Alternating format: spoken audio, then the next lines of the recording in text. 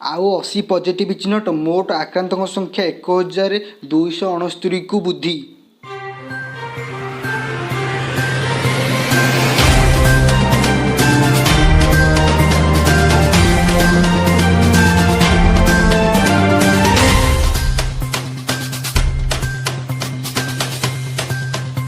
ବିମାନ ରେଳ ticket booking ଆରମ୍ଭ।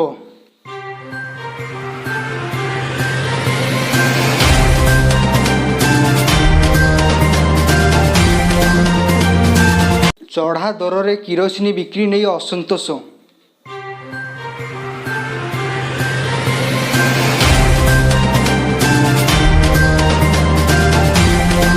ରାଜନଗର ନିକଟ ସମୁଦ୍ର କୂଳରେ 60 ଫୁଟର ମୃତ ଟିମି ଉଦ୍ଧାର।